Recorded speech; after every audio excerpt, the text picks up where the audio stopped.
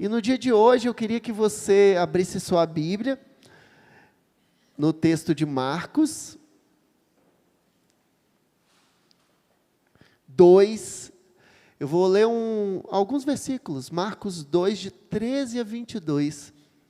E vou compartilhar com você algo que Deus falou no meu coração.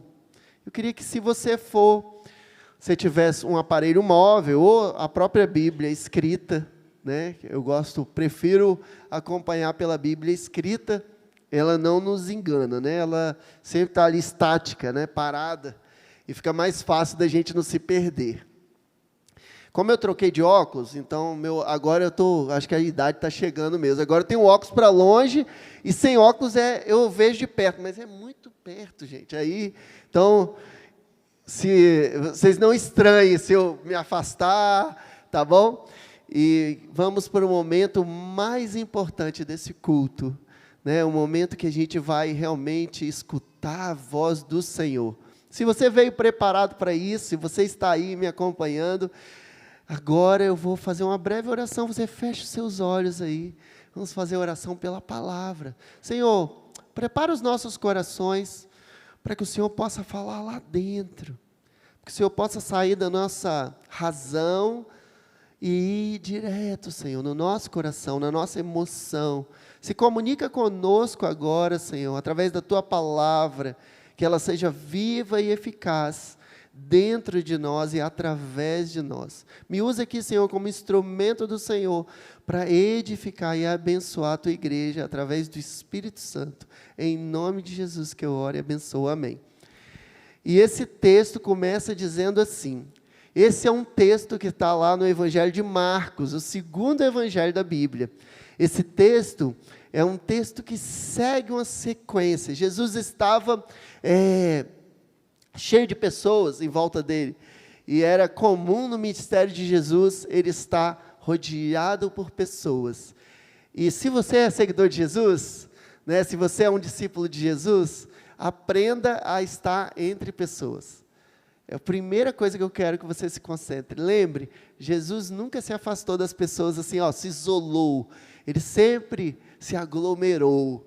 Por mais difícil que pareça para você, e eu sei que a gente passou um período de pandemia, a gente está com medo, né, de se contaminar novamente, algumas pessoas estão aí usando máscara, se precavendo, e isso é muito importante, mas a gente não deve se afastar, ou seja, afastar o nosso coração, né, deixar de se comunicar, de se conectar com pessoas.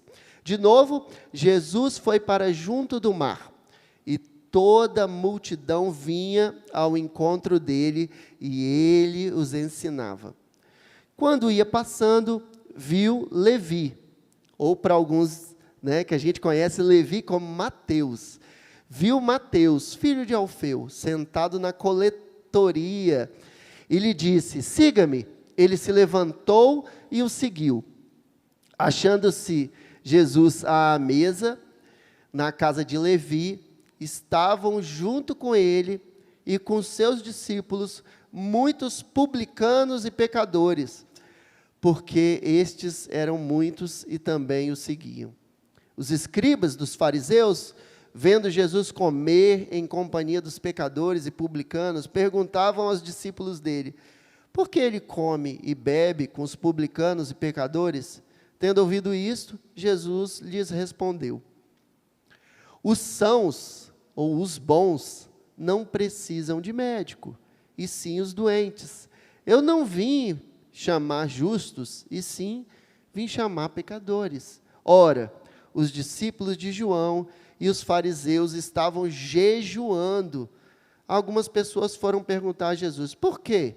Os discípulos de João e os discípulos dos fariseus jejuam, mas os seus discípulos não jejuam. Jesus respondeu: como podem os convidados para o casamento jejuar, enquanto o noivo está com eles? Durante o tempo em que o noivo estiver presente, não podem jejuar. No entanto, virão dias em que o noivo lhes será tirado, e então, naquele dia, eles vão jejuar. Ninguém costura um remendo de pano novo em uma roupa velha, porque o remendo novo tira um pedaço da roupa velha, e o buraco fica ainda maior. Ninguém põe vinho novo em odres velhos, porque se fizer isso, o vinho romperá os odres e se perdem tanto o vinho quanto os odres, mas põe-se vinho novo em odres novos. Amém? Palavra de Deus, palavra de Jesus. E você deve estar curioso aí, né? O que será que a gente pode aprender? Jesus, ele geralmente falava conosco através de perguntas. Alguém pergunta, ele responde, ou ele pergunta para você achar uma resposta. E nesse texto, esse texto é o chamado de Mateus. E não é um chamado qualquer. Eu coloquei o título hoje da nossa mensagem aqui, o chamado à mesa de Jesus. Por que o chamado à mesa? Jesus, ele gostava de estar à mesa. Eu não sei quantos de vocês gostam de estar à mesa. Quem gosta de se alimentar? É uma necessidade básica, né? Quando você vai para a casa de alguém que faz uma comida gostosa, né? Você já fica ansioso, né? Para poder comer aquela comida gostosa. Então, eu não sei quantas irmãos e irmãos têm essa habilidade, mas isso é algo tão precioso, né? Alguém que sabe fazer uma comida com amor, com capricho, com carinho. Isso é tão precioso. E Jesus gostava disso. Jesus gostava de estar à mesa. Não sei quantos de vocês conhecem um missionário chamado Miguel Zuger, e ele é árabe, né? Ele é lá do Oriente Médio, e ele fala que, para um árabe, a coisa mais importante, ou seja, o momento de mais intimidade é estar à mesa. Quando você está à mesa com alguém, aquilo dali é um próprio tratado de comunhão, de integração, é muito profundo, é algo que comunica. Então, se você leva alguém para almoçar na sua casa, aquela pessoa escuta tudo que você vai falar. Ela tem uma comunhão, ela tem uma intimidade com você, algo tão profundo. E desse texto eu queria tirar algumas lições. Primeira lição, que eu queria que você anotasse aí, se você veio preparado, Jesus quer tomar uma refeição com você. Eu não sei quantos de vocês puderam já estar à mesa com Jesus. Quantos de vocês já estiveram à mesa com Jesus? Vocês estiveram à mesa com Jesus? Você deve estar pensando assim, pastor, está doido, né? Está à mesa com Jesus, Jesus já está no céu, ele já não está mais aqui.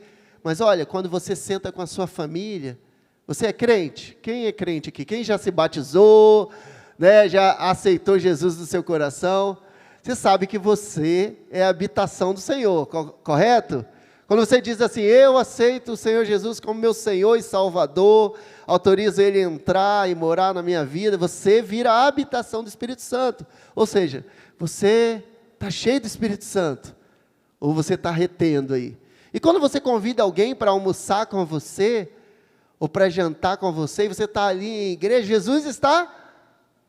O que Ele falou? Eu vou estar com você todos os dias, eu estou no meio de vocês.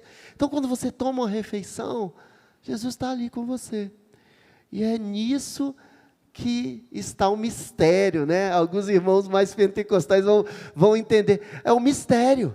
Jesus está ali no meio, sabe? Quantos de nós somos tratados à mesa? Quantos de nós somos tratados à mesa? A mesa é um lugar de comunhão. Ele quer tomar um café com você. E mais importante, Ele não se importa com a sua condição social, com a sua condição espiritual, moral.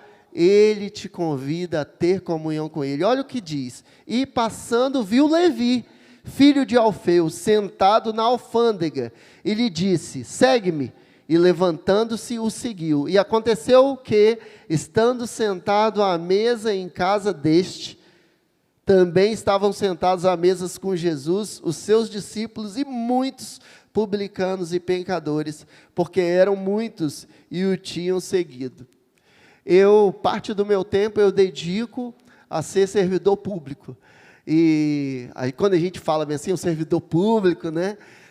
Nossa, tem uma vida ilibada, uma vida correta.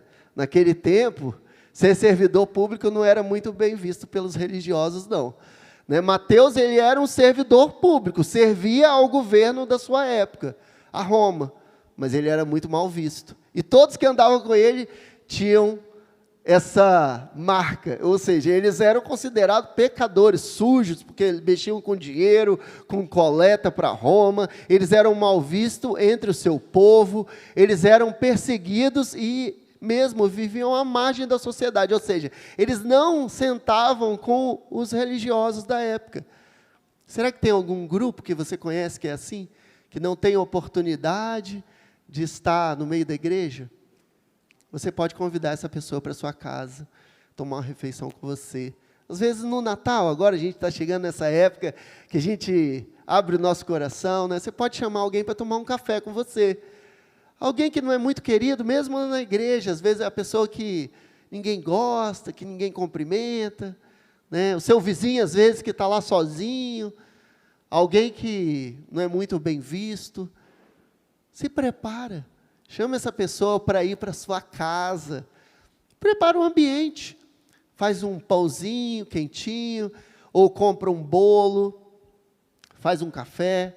Procura saber como é que essa pessoa gosta, se ela tem alguma restrição alimentar, se ela pode beber café com açúcar ou suco. E chama para ir à mesa, porque Jesus está com você. E é esse Jesus que as pessoas precisam conhecer. Jesus que habita no seu coração. Segunda coisa, né? Segundo ponto que eu quero chamar a atenção nesse texto. O primeiro ponto é que Jesus quer tomar uma refeição com você. Né? Você chama as pessoas para estar com você e ali faz uma oração, um agradecimento. O segundo ponto é Jesus, ele transforma, ou seja, ele torna a mesa um lugar de salvação, de cura e de restauração. A mesa, para Jesus, não é um lugar só de se alimentar, de satisfazer nossa ansiedade, né? Às vezes a gente é mais ansioso. Você pode ver, geralmente o gordinho, e aí eu estou falando de mim, não estou falando de ninguém, né? É mais ansioso, a gente come. Né? Eu, por exemplo, quando eu estou ansioso, eu como. Eu vivo ansioso, gente. Então, assim, me dá uma ansiedade, eu gosto de comer, e aí a gente se alimenta bem, né? E isso também precisa de tratamento, né? A gente não está aí isento do tratamento de Jesus. Jesus também quer tratar a nossa ansiedade. Ele quer tratar a sua alma. Ele quer tratar os seus anseios. Ele quer ir fundo.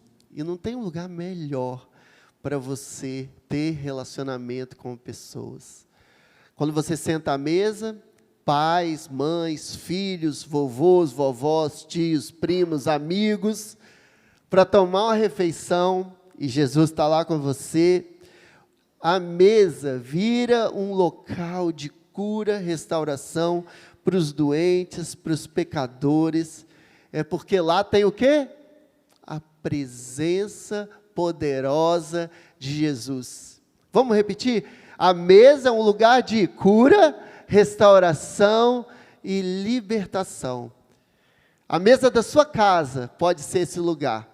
Então eu quero que você anote isso no seu coração e se comprometa a tomar uma refeição, pelo menos uma vez por semana com a sua família. Ah, mas pastor, eu moro sozinho. Mas você não tem uma família espiritual? Quem está em célula aqui? Quem está em célula?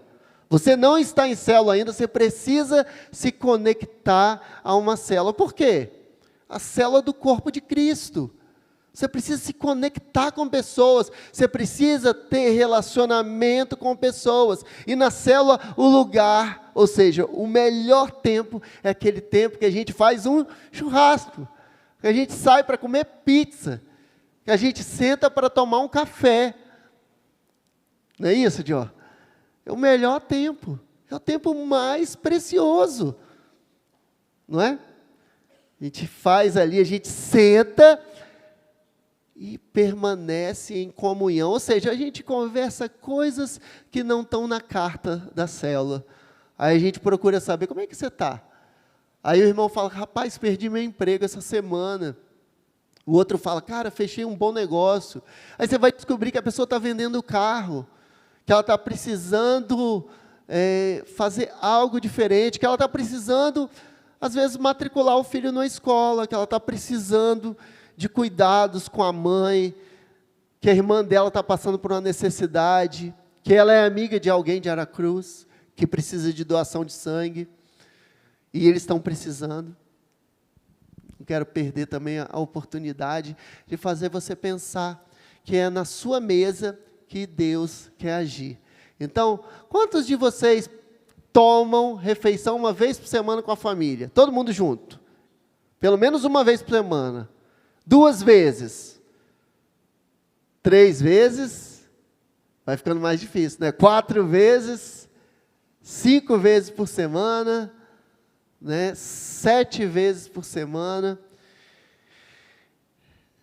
Quanto mais tempo passar junto com a sua família, na mesa, tomando uma refeição, é mais tempo de cura e restauração. Aquele momento que você faz aquela breve oração, Senhor, abençoe em nome de Jesus, amém. Né? Mas ali Jesus permanece com a sua família. Jesus, tendo ouvido isso, disse-lhes, os sãos não necessitam de médico, mas sim os que estão doentes. Eu não vim chamar os justos, mas sim os pecadores. Você já pensou sobre isso? Jesus, ele não está interessado em quem está muito bem. Está muito bem? Está tudo muito bem com você? Jesus está interessado em quem está doente. Pode ser que você esteja muito bem financeiramente, mas não emocionalmente. Jesus, ele está interessado na parte da sua vida que não está bem. Quando você estiver à mesa, preste atenção nos detalhes.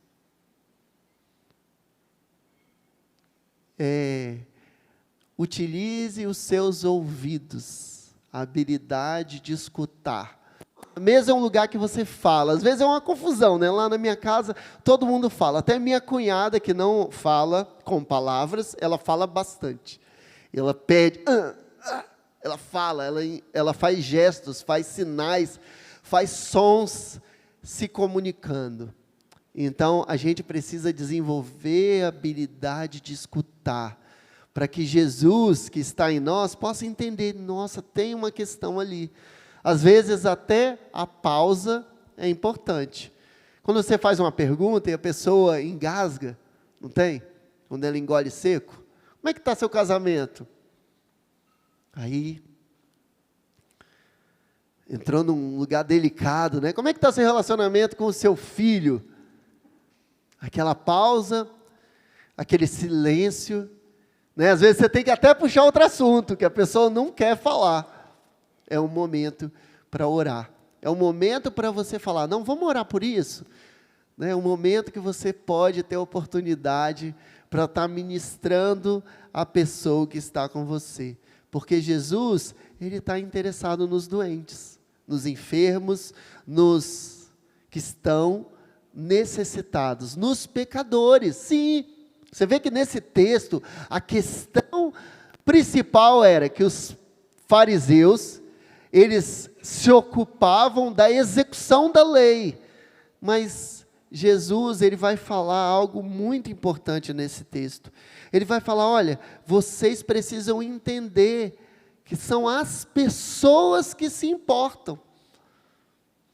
As pessoas é que importam, não é a execução da lei, não é jejuar e orar, porque eu estou aqui. Quando temos a presença de Jesus, e isso é a terceira parte que eu queria que você anotasse. É o mais importante. Quando temos a presença de Jesus, é momento de celebrar e não de se lamentar. Porque o jejum era um lamento, era uma busca, era um dizer, olha, está faltando algo. Eu estou buscando algo. Jesus chama a atenção dos fariseus que queriam manter velhos costumes, observando as leis e não se importando com pessoas. Ele chama a atenção que o tempo em que ele chega para se relacionar com pessoas é um tempo de salvação. Eles estavam vivendo ainda a lei que faltava a presença de Jesus, que a permanência e a presença de Jesus não eram constantes. E você? Como você tem vivido? Você já tem vivido conforme a presença de Jesus na sua vida?